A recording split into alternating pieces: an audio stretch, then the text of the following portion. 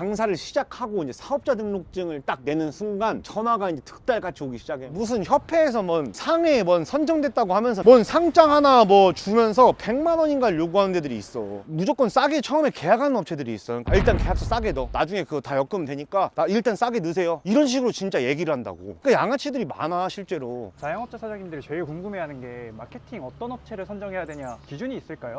내가 그 기준을 간략하게 한번 얘기를 해줘 볼게. 대표님 자영업을 하면서 날강도들이 그렇게 많다고 하셨는데 사장님들이 주의해야 할 날강도들이 있을까요? 사실 이 자영업을 하다 보면은 진짜로 이게 칼만 안 들었지 거의 뭐 날강도란 말이야. 자영업을 하다 보면 어쩔 수 없이 우리가 처음이고 잘 모르다 보니까 먹이 삼아서 활동하는 사람들이 굉장히 많아. 물론 모두가 다 그런 사기꾼이다 날강도다라는 건 아니지만 그들 사이에 이제 숨어있는 날강도들이 있단 말이지. 아주 나도 지금도 맨날 전화를 받고 그러는데 진짜 귀찮아 죽겠어 진짜로. 예비 창업자분들은 꼭 봐야 되고 지금 자영업을 하시는 분들은 공감을 엄청 많이 하실 거니까 한번 그 얘기들에 대해서 오늘 한번 자세하게 한번 얘기를 해보자. 첫 번째로 우리가 이제 장사를 시작하기 전에 좀 조심해야 될 것들에 대해서 한번 얘기를 해보면 일단 부동산이야. 부동산이 무조건 필요한데 한편으로는 또 무조건 조심해야 돼. 왜 그러냐면 우리 초보 사장님들 같은 경우는 처음에 잘 뭘 모르기 때문에 부동산의 입김이 굉장히 영향을 많이 끼친단 말이야. 근데 사실은 그 부동산 중개업을 하시는 분들이 요식업에 대한 전문가가 아예 아니야. 그 사람들은 그냥 중개를 시켜서 중개 수수료만 먹으면 되는 거기 때문에 무조건 웬만한 자리는 또 좋다고 막 추천을 해댄단 말이지. 진짜로 뭐 말도 안 되는 신축 상가에 막 추천을 해서 막 계약을 시켜버리기도 하고 막 지산에다가 막 넣어버리기도 하고 뭐 알 수 없는 데다가 막 그냥 넣기도 하고 막 그리고 막 그 하기 전에 막 감언이설을 막 와 사장님 여기 자리 좋은데 사장님 진짜 대박 나실 겁니다 막 하면서 이 옆에 엄청 잘 돼서 나갔어요 여기 돈 많이 벌어서 나갔어요 막 이런 말도 안 되는 감언이설들을 하면서 우리 초보 사장님들을 처음에 악의 구렁텅이로 빠치기도 하는 아주 대표적인 사람들이란 말이지. 그래서 반드시 부동산이 추천을 하거나 이런 것들은 좀 걸러야 될 필요성도 있어. 이걸 또 내가 왜 얘기하냐면 사실은 나 같은 경우도 자리를 구하거나 뭘 할 때 내가 이런 사례들도 많이 봤는데 예를 들면 권리금 1억에 나온 매물이 있을 거 아니야. 그러면 그 권리금 1억에 나온 사장님이 그 부동산들한테 야 여기 네가 권리금 1억에 빼주면 내가 너 2천 줄게 이거 어떻게든 빼봐 이런 식으로 얘기를 한다고. 그렇게 해서 그냥 엮어버리는 거야. 그러니까 그런 것들도 있으니까 조심해야 된다는 거지. 결국은 내가 공부를 하고 내가 거기를 판단할 줄 알아야지 부동산의 말을 믿고 계약을 하면 절대 안 된다. 그 저번에 말씀해주신 뭐 일주일 동안 지켜보지도 않고 인생의 중대한 결정을 하시는 분도 많다 그랬잖아요. 그것도 뭐 비슷한 사례겠죠? 그렇지. 막 좋다고 하니까 그냥 하는 거야. 그리고 잘 모르겠으면 그냥 일주일 동안 낮이고 밤이고 가서 보면 알잖아. 상권 전문가는 아니더라도 낮이고 밤이고 한 일주일 동안 가서 보면 대충 사이즈 나온단 말이지. 그 정도의 노력은 하라는 거야. 그리고 이제 또 가장 중요한 인테리어인데 사실 뭐 이런 말 하면 그렇지만 인테리어 업종을 하시는 분들 중에 좋은 사람들도 굉장히 많은데 나쁜 사람들도 많아. 어떻게 보면 한 건당 계약 금액이 되게 크잖아. 적게는 몇 천부터 많게는 몇 억 단위까지. 그러니까 한 건을 하면은 그 사람들이 거기서 10% 15%만 남겨 먹어도 몇 천씩 남는단 말이지. 그러다 보니까 사기꾼들이 많아.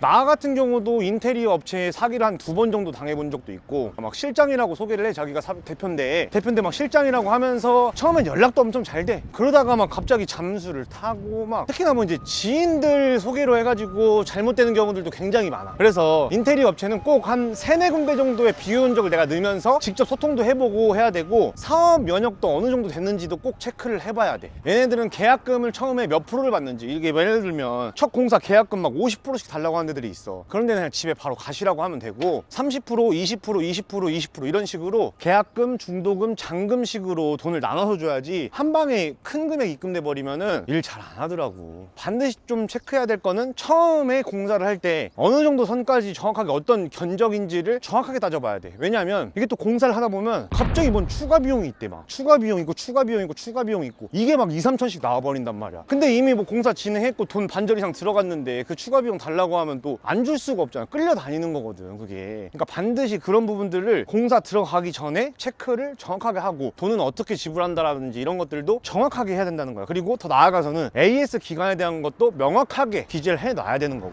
정리를 하면 공사의 범위를 업체를 처음에 정확하게 설정을 하고 그 다음에 계약금, 중도금, 잔금을 어떤 식으로 처리할 건지 나는 이제 30%, 20%, 20%, 30%뭐 이런 식으로 좀 나눠서 공사가 되면 입금해주고 공사 되면 입금해주고 이런 식으로 해야 될 것 같고 가장 중요한 건 이제 AS 기간 정확하게 명시를 해놔야 된다. 이런 것들을 정확하게 요구한다고 해서 그 업체가 안 하려고 하면 그냥 그 업체랑은 안 하는 게 훨씬 더 나아. 왜냐면 정상적인 업체가 그런 방법을 싫어할 일은 없거든. 무조건 싸게 처음에 계약하는 업체들이 있어. 그러니까 나도 어디 막 술자리를 가거나 할 때 인테리어 하는 분들도 있을 거 아니야. 나와서 이제 통화하거나 이런 걸 내가 들어본 적도 있어. 뭐라고 하냐면 일단 계약서 싸게 넣어. 나중에 그거 다 엮으면 되니까 나 일단 싸게 넣으세요. 이런 식으로 진짜 얘기를 한다고. 그러니까 양아치들이 많아 실제로. 자, 그리고 이제 그 지금까지 뭐 장사 시작하기 전에 사례를 한번 얘기해 본 거고, 장사를 시작하고 이제 사업자 등록증을 딱 내는 순간 전화가 이제 득달같이 오기 시작해. 막 여러 가지 이제 마케팅 업체들이지. 막 어디 막 뭐 혜택을 뭐 줄 수 있네, 막 뭐 선정이 됐네, 뭐 로또에 당첨됐네, 막 이런 소리들을 막 하면서 막 전화를 한단 말이야. 그 다음에 뭐 당연히 이제 뭐 렌탈기 관련해가지고 뭐 정수기, 뭐 TV, 키오스크네, 뭐네, 뭐 이런 것들 있는데, 이제 가장 중요할 거는 이제 우리 렌탈 기간 그리고 위약금 이런 거를 좀 반드시 잘 체크를 해야 돼. 왜냐면 위약금을 뭐 말도 안 되게 써놓는 업체들도 있으니까 그 위약금 때문에 뭐 이거 돈을 비싸게 주고 완전히 사야 되는 경우들도 생긴단 말이지. 테이블오더 같은 경우는 막 실제로 막 한 대 200만 원 막 이렇게 나오는 경우도 있다고 제가 그냥 뉴스에 위약금이 봤거든요. 막 100만 원, 200만 한 대당 막 100만 원, 200만 원 막 이렇게 해가지고 거의 뭐 이거 완전 뭐 테이블오더의 노예를 만들어 놓은 이런 데들도 많이 있거든. 그래서 사실은 이런 포스 업체들도 굉장히 좀 조심해야 돼.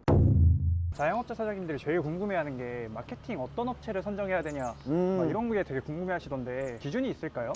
내가 그 기준을 간략하게 한번 얘기를 해줘볼게. 왜냐면 마케팅 업체들이 사실은 반드시 필요한 존재란 말이야. 근데 이제 그들 사이에 물을 흐리는 미꾸라지들이 항상 있어서 문제인 건데, 어떤 기준을 가지고 컨택을 하면 좋은지 한번 얘기를 해줄게. 제일 대표적으로는 이렇게 막 맨날 무슨 톡톡을 한다든지 막 갑자기 전화가 온다든지 알 수 없는 곳에서 이런 데는 그냥 다 걸르면 된다고 보면 되는 거야. TM을 하고 할 정도로 여력이 있고 한 마케팅 업체들은 사실 생각보다 많이 없어. 그리고 그런 거에 에너지 낭비를 하고 있는, 잘하고 있는 마케팅 회사가 있을까 과연? 그 TM을 하고 하는 사람들은 어떻게든지 얘를 빨리 한 계약만 따내고 던져버리고 이런 식이라고 보면 되는 거야. 그리고 막 터무니없이 가격이 싼 데들이 있어. 예를 들면 사람이라는 건 인건비가 들어가는 건데 우리 막 허위 매물 마냥 마케팅도 똑같아. 막 뭐 1년 동안 관리를 해주고 뭐 사진 촬영 다 해주고 뭐 해주고 막 다 해주는데 막 200만 원이다 뭐 이런 데들 있단 말이야. 근데 이런 데들 내용 들어보면은 결국 이제 1년 계약을 해야 그게 되는 건데 1년 계약을 실제로 하면 한 두세 달 관리하다가 없어져 버려. 터무니없이 가격이 싸다라는 거는 사실 말이 안 돼. 연계약이 좀 중요한 포인트인가요? 그렇지. 왜냐면 사실 내가 만약에 마케팅 잘하는 사람이고 하면 뭐하러 연계약을 하냐. 그냥 월 단위로 계약해가지고 너가 하기 싫으면 그때부터 안 할게 라고 하면 되잖아 실제로. 근데 왜 하필이면 1년 단위를 해야 그렇게 해준다는 거냐고.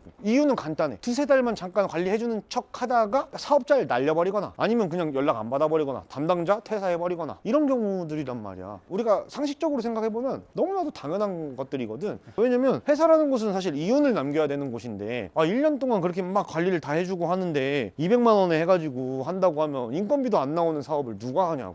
무슨 조범인 거야? 아니란 말이야. 그리고 막 그렇게 1년 또 이제 두세 달 쓰다가 계약 해지한다고 하면 위약금 이제 바로 또 청구해. 마케터 한 명의 인건비를 우리가 생각해보자. 그러면 한 300~400만 원이라고만 해도 본전치기를 하려면은 최소 30개 업체를 관리를 해야 될 거란 말이지. 그러면은 그게 원활한 관리가 과연 될까? 나는 절대 안 될 거라고 생각을 하거든. 복사 붙여넣기식의 대충대충 관리를 할 바에는 내가 그냥 공부하는 게 100배는 낫지 않을까? 마케팅이라는 것은 내 업장의 특성을 정확하게 이해를 하고 어떤 소구 포인트를 이용해서 마케팅을 해야 된다. 그리고 어떤 이 업장은 뭐 인스타 뭐가 특화되어 있는지 이런 것들까지 다 파악을 해주고 끌고 가줘야 되는 부분이 있는데 뭐 한 명이 어떻게 50개 100개 막 이렇게 관리하면은 그 업장을 어떻게 다 이해를 하고 있냐고. 그냥 복사 붙여넣기란 말이야. 그래서 그런 합리적인 가격도 우리가 생각을 해보면서 맡기는 게 훨씬 더 효율적이라는 거지.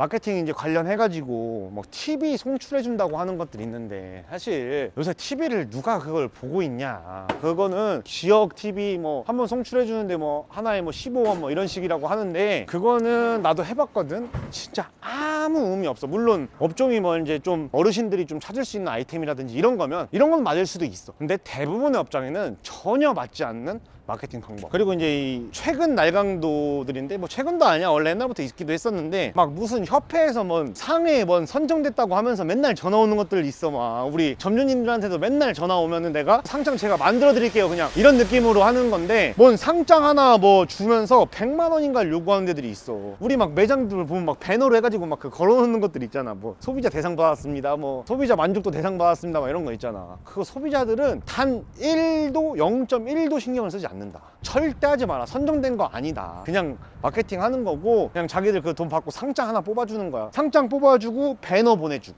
끝. 아니 그러면 그 협회라는 것들은 무슨 공신력이 있는 거? 아유 공신력이 아니고 그냥 만들면 되는 거야. 그냥 그냥 이름만 있어 보이게 만든 협회네요. 그냥 말도 안 되는 거라고 보면 돼. 어떻게 보면 자기 가게에 대한 애착이 있는 사람들한테 그 마음을 건드리는 악랄한 거 아닌가요? 아주 악랄한 수법인 거지. 사실은 자영업자 사장님들, 특히나 초보 사장님들은 처음에 내 가게에 애착이 있고 열심히 했기 때문에 진짜 내가 선정이 돼가지고 이게 상장을 주나 보다라고 생각하지만은 그 전화를 옆에 있는 가게에도 했고 그 옆에 있는 가게에도 했고 그 옆에 있는 가게에도 했던 건데 마음이 약해서 걸려든 거라고 보면 되는 거야. 언제 내 가게를 소비자 만족도를 해가지고 뭔 대상을 주고 있어. 말도 안 되는 소리야 그냥.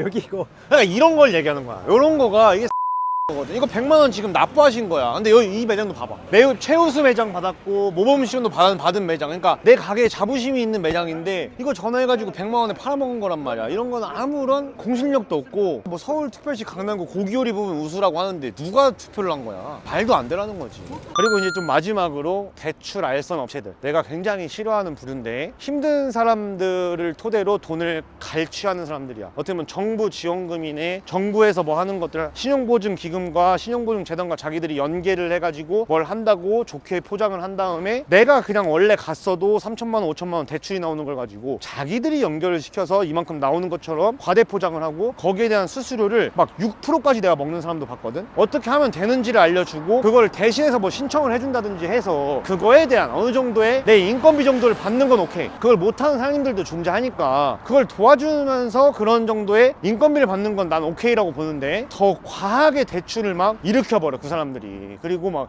1억 2억씩 막 대출을 받게 해. 우리가 이게 1억 대출을 받으면은 600만 원이 그 사람들 수수료인 거야. 근데 그거 내가 그냥 서류 조금만 쓰고 내가 조금 진짜 한 30분에서 1시간 정도만 공을 들여서 하기만 하면은 그 사람 아니었어도 나오는 건데 그 사람은 600을 그냥 내 사업자를 통해서 먹는 거란 말이야. 그러니까 이런 것들 좀 조심해야 돼.